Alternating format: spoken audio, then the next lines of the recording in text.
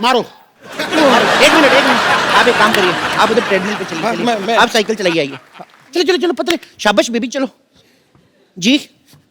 करो बेबी। क्या कह रहे थे आप? मैं कह रहा था मारो। मैंने तुम्हें मारने को कहा, तुमने मुझे मार दिया। मुझे मारने हो तो इससे कहो ना कि मुझे मारो, मुझे मारो। अच्छा बोलू मुझे मारो, मुझे मारो, मुझे मारो। मुझे क्यों मार रहे हो? तुमने खुद ही तो कहा मुझे मारो। मैं क्या बोलूँगा, खराब केले शौक से खाने वाले। एक मिनट, मैं बोलती हूँ। 1 लाख रुपए ले लिया, बोलता था स्लिम कर दूंगा। 1 लाख रुपया ले लिया। 1 लाख रुपए की शक्ल देखी कभी? 1100 रुपया दिया था मेरे को, वो भी एक नोट फटा हुआ था, एक नकली था। हाँ ठीक है 1100 ही सही, लेकिन 1 ग्राम भी कम नहीं हुआ। देखो 1 ग्राम की पड़ी है तुम्हें? उधर देखो 10,000 किलो का आदमी है, फिर भी नहीं बेचारा कुछ बोल रहा है। यार उससे कुछ सीखो यार। तो भाई साहब उसने कौन सा फिल्म करनी है? इसको तो मैंने फिल्म में लेना है, हाँ? ओहो, जब तक ये स्मार्ट नहीं हो गई तो मैं फिल्म कैसे शुरू करूंगा? ओ माय गॉड, फिर तो आपको बहुत वेट करना पड़ेगा। एक काम करो, क्या? जब तक इसको ले लो हीरोइन। इसको कैसे ले लो? हम लोग लेडी सुल्तान फिल्म बना रहे हैं। मोटे वाला पोर्शन शूट हो चुका है, स्लिम होने पे दूसरा वाला पोर्शन शूट होगा। मेरा 30 किलो वजन कम करो तुम। बोलिए कहाँ से करना है? कहाँ से करना है का क्या मतलब? अरे वजन कम करना है, सलवार टाइट नहीं करनी है। चलो यार,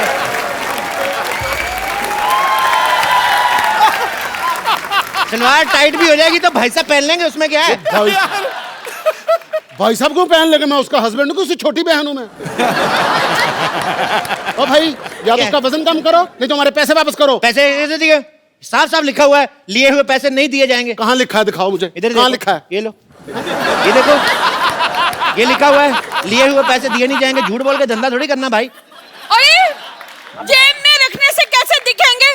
बाहर चिपकाना चाहिए ना बोर्ड पे। चिपका ही नहीं सकते, वहां देखिए साफ साफ लिखा है, यहाँ पोस्टर चिपकाना मना है, और पोस्टर लगा तो हुआ है। पर कोई बात नहीं, आप कस्टमर है, मैं आपका काम करके दूंगा। बताइए कितना कितना वजन कम करना है? 30 किलो। आपका 30 किलो? आपका एक कूला हटा दूं? और इससे एक प्रॉब्लम है, ठुमका आपका एक साइड वाले लगेगा, दोनों साइड नहीं होगा। आप पहले मेरा दूल्हा कम करिए। ओ माय गॉड, एक का कूला करना है, एक का दूल्हा करना है, मेरे को प्रॉब्लम बड़ी ज्यादा है यार। इधर आओ, इधर आओ, एक लाइन में खड़े हो जाओ। अब जो कहूंगा वही करना, ठीक है? हाथ जोड़ो, ऐसे जोर से बोलो, हे भगवान, हे भगवान, हमें पतला कर दो। हमें पता कर। ये क्या करवा रहे हो हमसे? प्रार्थना में बड़ी शक्ति होती है साहब। जानू ये ऐसे नहीं मानेगा, फोन करो पुलिस को। अगर तुम लोगों ने पुलिस बुलाई, मैं अपनी पुलिस बुला लूंगा। अपनी पुलिस बुला लूंगा? तेरा खुद का कमिश्नर है क्या? हाँ, जानू मुझे पागल लगते, चलो यहाँ से चलते हैं। चलते कहाँ हैं? 6 बज गए, जिम बंद हो चुका है।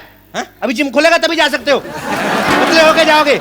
अभी लेट नाइट पार्टी है, चलो डांस करो, म्यूजिक। ये हॉस्पिटल बर्बाद करना चाहते थे ना? मैं तुम्हारा जिम बर्बाद कर दूंगा, सबको अपना पेशेंट बना दूंगा मैं। कोई अपनी जगह से नहीं हिलेगा। आप तो खुद तो हिल रहे हो। रूल सबके लिए सेम होना चाहिए, दिस इज नॉट फेयर। मेरे पास बंदूक है, समझ आई? मेरे लिए सेम है, मैं हिल सकता हूँ। मेरा हॉस्पिटल बर्बाद करना चाहते थे ना, मैं तुम्हारा जिम बर्बाद करके सबको अपना पेशेंट बना लूंगा, देख लेना। डॉक्टर साहब, इन बेकसूरों के हाथ पैर तोड़ के आपको क्या मिलेगा? ओ भाई, ओ भाई, ओ बेकार में क्यों उसको आइडिया दे रहे हो? डॉक्टर साहब, हाँ जी। मैं अपनी वाइफ को ऐसे मोटे फिल्म में ले लूंगा, प्लीज मुझे जाने दो। हाँ, मैंने भी तुमसे कितनी बार कहा है कि मुझे मोटा होना कितना पसंद है। मैं तो अपने मोटापे से बहुत प्यार करता हूँ। अब मुझे तो जानू मोटे ही पसंद है, मैंने तो उनसे मोटे ही शादी करनी थी ना। पतले हो गए तो हाथ पैर टूट के तो और गंदे लगेंगे। ला। मैंने तुम लोगों को कुछ नहीं कहना, डोंट वरी। मैंने तो इस पे गोली रख के ना, ये चप्पू को मारनी है, इसके सीने पे सीधे ऐसा करके मारनी है मैंने गोली। ओ यार, हमें खिलाने के लिए तुम्हारे पास गोली तक नहीं है, फिर हम यहाँ क्यों रुके? चलो, thank you very much, nice meeting you यार। और सैंडल नाइस मीटिंग यू। अरे नहीं, मौत तेरे सिर पे खड़ी है, तेरे को अभी भी खाने की पड़ी है। तो यहाँ से स्पेन क्यों नहीं चला जाता? लाल चड्डी वाले के पीछे भाग दो आराम से, सांड बन के। बेबी, मैं भी साथ चलूंगी। नहीं, आप नहीं जाना। अरे आपने नहीं जाना। अगर लाल चड्डी वाला आपके पीछे भाग गया तो प्रॉब्लम हो गया। आपने नहीं जाना। अरे ए सुनो, अगर कोई भी मुझे छोड़ के भागा मैं उसको गोली मार दूंगा। ये नहीं, देखो देखो ये क्या है, ये क्या तरीका तेरे है? पास बंदूक है? ये क्या है फिर? हाँ तो इसके कपड़े धोएगा, गोली मार इसे। उधर जा, इधर नहीं मारना, आप आस-पास से गोली नहीं मारनी। मारो मारो उसे, मारो। मैं तुम लोगों को गोली मार दूंगा। कोई नहीं रहेगा। ये तो मेरे लोग हैं।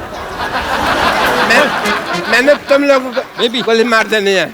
ए, नहीं, हाँ। अगर तुमने कोई भी हल्ला किया मैं तुम्हारे रिश्तेदारों को गोली मार दूंगा। मेरे नहीं, तुम्हारे लोग हैं भाई। क्या? तो फिर मैं तुम्हें गोली मारता हूं। नहीं, मैं गोली मारूंगा। अगर तुमने गोली मारी तो मैं तुम्हारे शोल्डर पे मार दूंगा। तुम्हारे बंदे भी गए, ये लो, ये लो, ये लो। अच्छे क्या कर रहे हैं?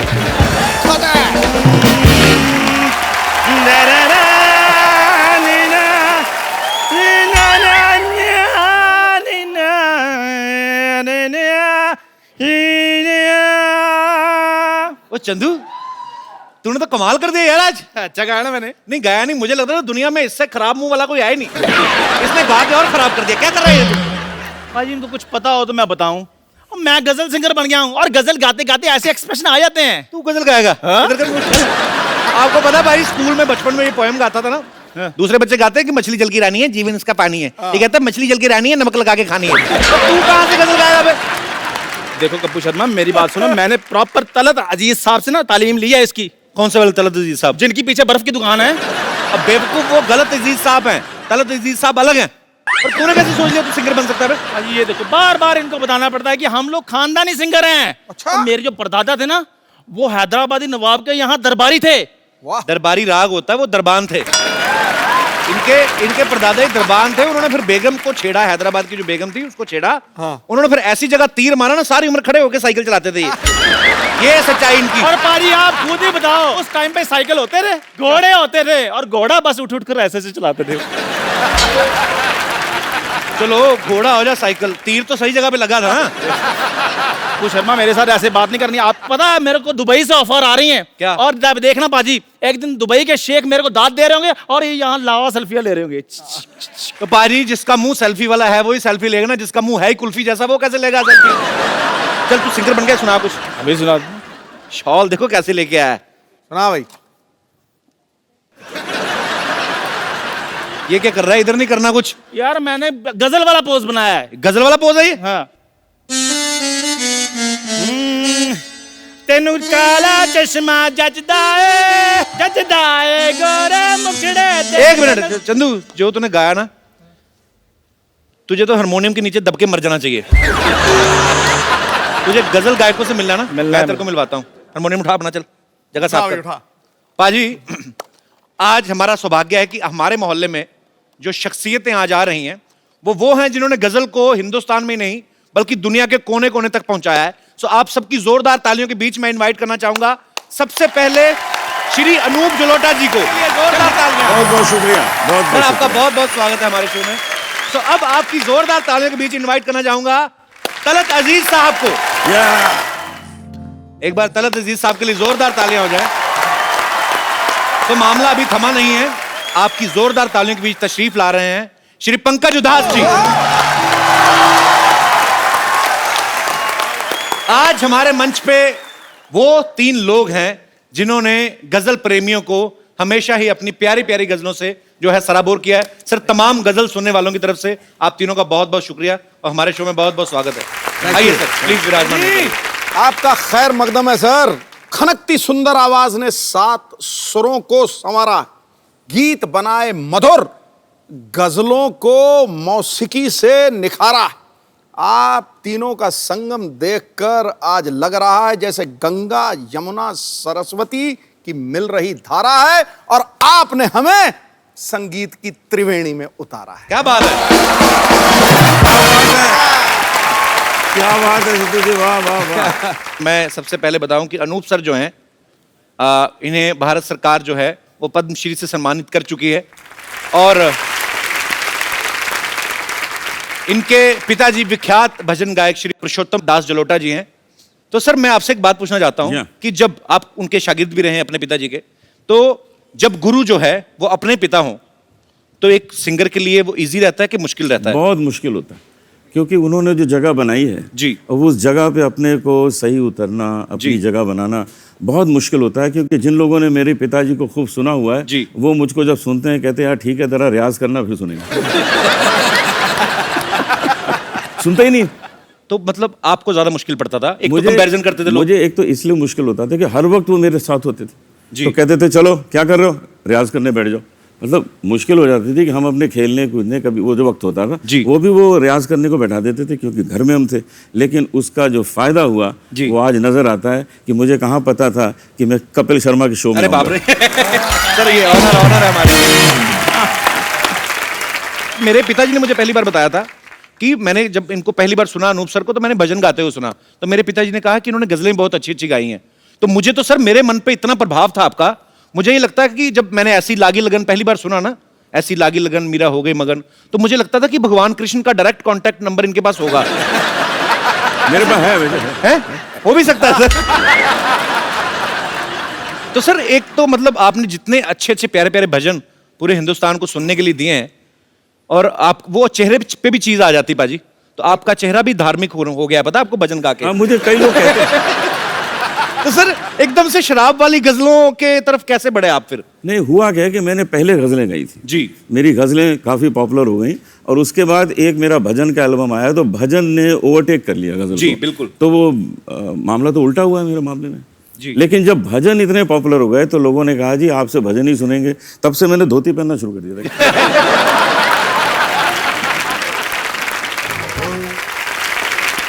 सर पंकज सर ने शराब के ऊपर बहुत सारी गजलें गाई हैं। एक तो इनकी आवाज का नशा, ऊपर से गजल शराब वाली, ऊपर से कहीं बारिश हो रही हो बाहर तो बेड़ा गर्क, आदमी का मूड बन जाता है। तो सर आपको कभी एक्साइज डिपार्टमेंट वालों ने आके थैंक यू नहीं बोला कि आपकी वजह से हमारी सेल बढ़ गई है? इस बात पे एक कथा मुलाहिजा फरमाइए मैं कह रहा हूँ पूरी तरह सुनाइए सर। कि कुछ नशा तो आपकी बात का है।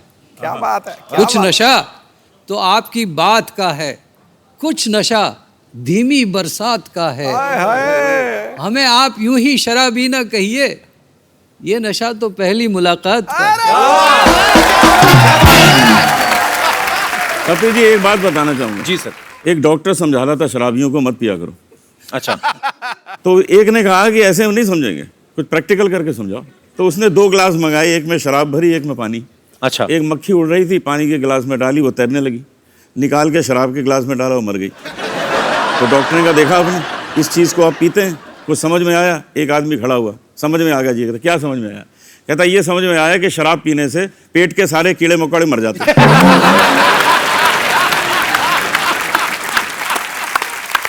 तो कहने का मतलब जिसने ढूंढना है वो पॉजिटिविटी ढूंढ लेता है। पॉजिटिविटी ढूंढते थे, कीड़े मार दी। नहीं, शराबियों को पॉजिटिविटी हमेशा रहती है, जी वो बहाना ढूंढते जी। हैं। अगर रोज शराब पीता हूं तो आदत बिगड़ती है, और अगर नहीं पीता हूं तो तबीयत बिगड़ती है। इसलिए मैं एक दिन छोड़ के पीता हूं, ना आदत बिगड़ती है ना तबीयत बिगड़ती है। आज पहली बार आपके मुंह से अल्कोहलिक शेर सुना मैंने। और क्या। क्या बात है। तलत सर की पैदाइश जो है हैदराबाद की है जी। ये इनको गाने के साथ साथ एक्टिंग का भी शौक है। सर आप ये बताइए, जब मुंबई आप पहली बार आए थे तो आप सिंगर बनने आए थे या एक्टर बनने आए थे? सर पता नहीं क्या करने आया था, आ तो गया था मैं। उसके बाद जहाँ जहाँ तकदीर ले गई वहाँ चला गया। तो अब गज़ल जो है हमारी माशूका है। आप जानते हैं कि गज़ल का मतलब माशूक से बात करना। जी। तो वैसे भी हमारी रूमानी तबीयत है, आप समझते हैं ना कि वो जानिसार अख्तर साहब का एक बहुत खूबसूरत शेर याद आता है कि हमसे पूछो गज़ल क्या है, गज़ल का फ़न क्या है। क्या बात है, हमसे पूछो गज़ल क्या है, गज़ल का फ़न क्या है, चंद लफ्ज़ों में कोई आह छुपा दी जाए। बात तो चंद लफ्ज़ों की है और आह की है, और वो आह कमबख्त लग गई। अब क्या करें। लेकिन हैदराबाद ऐसी का हूं लगी मैं। कि उस आग का मजा हम आज तक सेक रहे हैं। मुझे तो आज दिल कर रहा है कि थोड़ी लाइटें धीमी कर लें और थोड़ी शमा जला ली जाए, और जो पीने के शौकीन है थोड़े पैक वैक मंगवा ले, तो आज शाम जो है थोड़ी रंगीन हो जाए तो ज्यादा मजा आएगा। हम तीनों का एक प्रोग्राम था जी। उसका नाम था फ्रेंडशिप। जी। हम तीनों ने मैंने होर्डिंग देखा था सर, प्रोग्राम किया। जी। तो मैं जब गा रहा था, बड़े प्यार से लोग सुन रहे थे, मैंने क्या देखा कि एक आदमी उधर से उठा फर्स्ट रो से। अच्छा। उसने वहां खड़ा हुआ, उसने एक तलवार निकाली, तलवार ऐसे घुमाई और वहां जाके बैठ गया। अच्छा। तो मैंने देखा, मैं समझा शायद इसका अप्रिशिएट करने का यही तरीका होगा। सबके तरीके अलग अलग होते हैं। जी जी जी। उसके बाद थोड़ी देर में वो वहां से उठा, तलवार निकाली, और वहाँ जाके बैठ गया, तो मैं डर गया थोड़ा। मैंने कहा यार कल हमको कपिल के शो में जाना है, तुम हमको डरा क्यों रहे हो? नहीं पसंद है हमारा गाना, बता दो, बंद कर देते हैं। वो कहता है नहीं नहीं आप गाते रहिए, हम तो ढूंढ रहे हैं आपको, बुलाया किसने?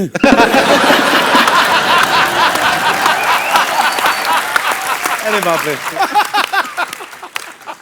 अनूप सर, आपके घर में तो बचपन से ही संगीत का माहौल था। जी हाँ। तो आपको ये भी क्लियर हो ही गया होगा जब तक होश संभाला कि मुझे बड़े होके गाने में ही अपना करियर बनाना है। 7 साल की एज से मैंने गाना शुरू कर दिया। उसी उम्र से मैंने हारमोनियम भी बजाना शुरू कर दिया था। अच्छा। तो मेरा शुरू में नाम पड़ गया कि जी ये पेटी वाला है।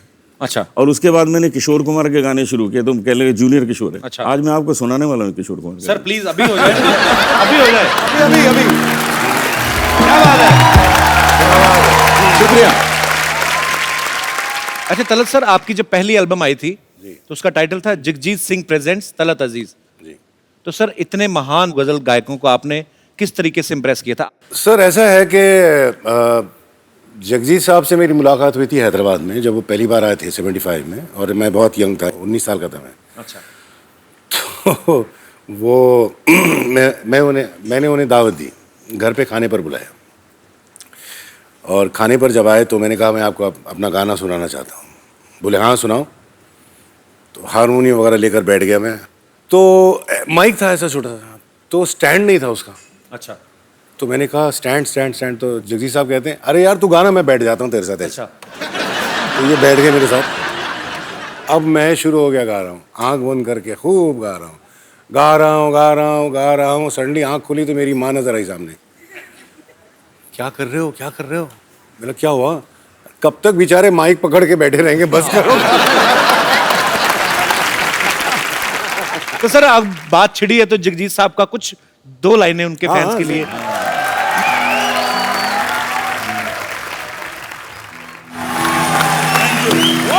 क्या बात। थैंक यू तलत साहब, थैंक यू सर। बहुत मजा आ रहा है आज आपकी बातें सुनने में, आपके गाने सुनने में, और जगजीत साहब को हम हमेशा हमारे दिलों में वो बसते रहेंगे। सर वी लव यू, हम सब आपसे बहुत प्यार करते हैं। बहुत बहुत शुक्रिया सर। इनका एक बहुत जबरदस्त लतीफा है, वो सुना देना। तो आपने प्रोग्राम जो तबला और अरे वो तो अरे हमारे तबला नवाज कहाँ बैठे? ये सुनने वाला है जी। अमित चौबे जी बैठे। अमित चौबे जी, तालियां चौबे जी। सारी रात तबला बजाएंगे, हमारे साथ बजाते हैं प्रोग्राम में, सारी दुनिया घूमे। अच्छा। थकते ही नहीं, अच्छा। थकते ही नहीं। मैंने कहा यार मामला क्या, कौन से बादाम खाते हो मुझे भी बता दो ना, मैं भी मंगा लूँ। नहीं बताया ना, तो मैंने 2-4 जासूस लगवा दिए, ये पता लगाओ मामला क्या, थकते क्यों नहीं तबला बजाते बजाते। सिद्धू जी इन्होंने पता क्या किया हुआ है, क्या? क्यों नहीं थकते? इनका जो दाहिना तबला है उसके ऊपर इन्होंने अपनी वाइफ की फोटो बनाई है।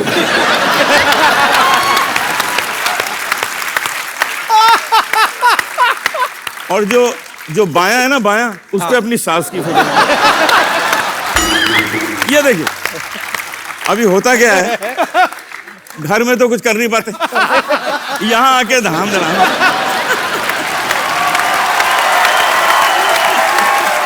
पड़ास निकाल दे। चौबे जी एक बड़ा वाला ड्रम सेट बनवाइए, उस पे सारे ससुराल वालों की फोटो लगाइए। आपने ये बड़ा हंसी मजाक में एक मुद्दा बड़ा अच्छा उठा दिया। जब भी आप देखो तारीफ होती, जब भी गजल में महबूबा की होगी, उसकी आंखों की, उसके बालों की, उसके गालों की, उसकी खूबसूरती की, और आशिक को तो ऐसे दिखाया जाता कि मरा है, कर्जे में डूबा पड़ा है, बुरे हाल हैं इसके। हमेशा महबूबा की तारीफ की जाती है। अच्छा, महबूबा की भी तब तक जब तक वो बीवी नहीं बन जाती। बीवी के ऊपर सर कभी गजल क्यों नहीं बनी, मैं आपसे पूछना चाहता हूं। सर हमेशा ही महबूबा के ऊपर गजलें बनती हैं। पॉइंट सही है। पॉइंट तो है पाजी। इसलिए कि गजल के लिए बीवी नहीं बनी। सर क्या कारण है तलत सर, क्या कहना चाहेंगे इस मुद्दे पे आप? भाई अगर मैं जवाब दूं तो मरूं, नहीं जवाब दूं तो मरूं। घर भी जाना इनको। हमारे कुछ दर्शक यहाँ पे जो बैठे हुए हैं, मैं इस मुद्दे पे आप सबका भी ओपिनियन लेना चाहता हूँ कि हमेशा गजलों की जब बात होती है तो महबूबा की तारीफ होती है, बीवी की क्यों नहीं होती? कोई विशेष टिप्पणी करना चाहे मेरा दोस्त या हमारी जी महिला? जी भाई साहब। गजल से पेश करना चाहिए, लेकिन बीवियों पे बन नहीं सकती सर, क्योंकि मूवीज ही बनती है, कुछ बनती है, सिर्फ शादी तक ही दिखाते हैं, उसके आगे का तो कोई बताता ही नहीं। मौसम बॉम्बे का बारिश वाला रहता है, सोचा कि आज जल्दी पहुंच जाऊंगा, कैब ले लेता हूँ। फ़ोन किया, वो तो कैब से आ जाता हूँ। बोली कैब से क्यों आने के, लोकल से आ जा, 150-200 रुपये बच भी जाएंगे तेरे उधर से। अब बताओ सर, बॉम्बे लोकल में धक्के खाते ऐसे टेढ़े मेढ़े पहुंचता हूँ, अगर उस पर बॉडी मसाज करके कहाँ से फिर कुछ रूट भी नहीं रहता है उसके बाद। एक्चुअली बात आपकी सही है सर, एक्सपेक्टेशन सेटिंग ही गलत होती है। उसमें दिखाता है शादी के बाद ब्रीफकेस लेके आ रहा है, हीरो बनते हुए फूल लेके आ रहा है। सर प्रैक्टिकल लाइफ में नहीं हो पाता। आपने मेरी फिल्म देखी थी, मैंने शादियों के सर, बाद उसमें का ही तो दिखाया चार था सर। वो तो वही तो एस्पिरेशन वो है सर, रियलिटी ये है। रियलिटी ये है। एक्चुअली इनकी बात बड़ी जेन्युइन है और टेक्निकली भी सही है कि हमेशा फिल्म खत्म कर देते हैं कि हैप्पी एंडिंग, शादी हो गई। असली कहानी तो उसके बाद शुरू होती है। बहुत अच्छा लगा यार आपसे बात करके। Thank you sir. बड़ा इनोसेंट फेस है आपका, आप यही फेस का सहारा लेके जिंदगी निकाल दो बस। कभी बीवी के आगे आर्ग्यू करो ही मत। सर वो तो करता ही नहीं हूँ। कर भी नहीं सकते आप, करके देख लो। जी सर। सर एक और चीज बोलना चाहूंगा, पंकज सर हैं सर, पंकज सर की वजह से एक बार मेरा ब्रेकअप हो चुका है। हाँ जी। किनसे? उन दिनों सर, बहुत किन दिनों? जब मैं स्कूल में था, कॉलेज के दिन की बात है। यार आपका फेस इतना इनोसेंट है, पर बचपन से चालू थे आप। बचपन में क्या था सर, एक पंकज सर का गाना था, और आहिस्ता कीजिए बातें, बहुत ही रोमांटिक गाना था। वीडियो भी एकदम बहुत ही वैसा था, हाई फाई। तो एक्सपेक्टेशन सेटिंग की जो बात है, तो उस टाइम मेरी फ्रेंड हुआ करती, तो उसने बोला, मैंने बोला मिलते जुलते हैं, साथ में घूमते पढ़ते हैं, ठीक है, तो आगे क्या क्या है? तो उसने बोला पंकज सर का ये गाना, मतलब ये गाना तू गा के सुना दे मेरे को एक पैरा। फिर मैं सीरियस हूँ तेरे साथ सर। एक हफ्ते कोशिश की, सब कुछ किया, और मेरी आवाज़ ऐसी, वहां जाके बोला और आहिस्ता, उसने बोला बस आहिस्ता ही बस कर दे, आगे कुछ गा मत। क्या बात है सर। पंकज सर अगर आप एक लाइन अगर सर गा सकते तो वो अब जहां कहीं भी है, फिर पंकज सर के साथ ना निकल जाए, पकड़ ले। जिस लड़की ने आपको कहा था वो उन्हीं के साथ तो शादी नहीं हुई ना आपकी? नहीं सर। आइए सर, आपको मैं एक तरकीब देता हूँ। आइए आइए आप यहाँ पे ना, आपको यही समझ के गाना है कि आप उसी के लिए गा रहे हैं। हम टेलीकास्ट करेंगे, आप ही को दिखाएंगे टीवी पे, प्लेबैक पंकज जी करेंगे, ठीक है? बैठिए आप। तो आपने पकड़े नहीं जाना, ठीक है? ये तो नहीं पकड़ा जाएगा, घरवाली मारेगी जो। उसको बोलूंगा, उसके लिए गा रहा हूँ। क्या बात है। पर आपने एक प्रॉब्लम कर दिया आपने। अब पंकज जी इतनी मिठास के साथ गा रहे हैं, तो आपके एक्सप्रेशन जो यो हनी सिंह वाले आ रहे थे कि जी ये तो आपको तो ये कपिल, वो हनी सिंह नहीं कर रहे थे, वो अपने दिल को कूट रहे थे यार। Thank you sir, thank you. अच्छा सर, एक सवाल मेरा आप तीनों से है। वैसे ही चलो हंसी मजाक में बहुत सारी बातें होती हैं, लेकिन जब आप स्टेज पे गजल गाते हैं तो सुनने के जो शौकीन होते हैं सामने बैठ के आई टू आई कांटेक्ट करते हैं बारी सिंगर के साथ, तो खूबसूरत महिलाएं भी बैठती होंगी, जाहिर सी बात है। तो आप गुरु लोग हैं, सुर के बड़े पक्के हैं, पर कभी कोई आपको महिला कोई ऐसे वाह कर दे, तो कभी ऐसा हुआ आपके सुर बिगड़ गए हो, गलत सुर लग गया हो, कभी ऐसा हुआ सर? कोई अलग राग में चले गए हो? सुर बिगड़ता नहीं है, सुर गहरा हो जाता है। सर बड़ा अच्छा माहौल बना हुआ है। एक आप ही की बड़ी खूबसूरत मोहे आई ने जग से लाज, तो 4 लाइनें उसकी भी मुझे लगता है। सब गा देंगे इसमें, तो सब गा देंगे। जी जी प्लीज, तो मजा आ जाए। क्या बात, क्या बात है, क्या बात है, क्या बात है। बहुत बहुत खूबसूरत, बहुत मजा आया, रंग जमा दिया सर आपने। आइए सर, कुछ महिला एक पीछे हैं, उन्होंने हाथ खड़ा किया है जी, माइक दे दीजिए इनको। जी ma'am. Before you start, I want to just say this has been a most enjoyable program I have ever seen, and Kapil ji, thank you so much. Thank you, ma'am. And all three of you, please sing the song Chumma Chumma. Oh, हैं? Along with Kapil ji. आपका नाम है।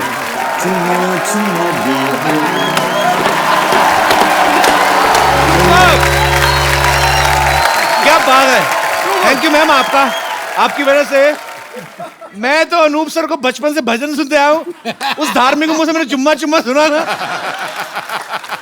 और आपने कितनी जल्दी शुरू भी कर दिया। मैं क्या करूं। थैंक यू सर, मजा आ गया। लेकिन बहुत बहुत शुक्रिया इतनी अतरंगी फरमाइश के लिए।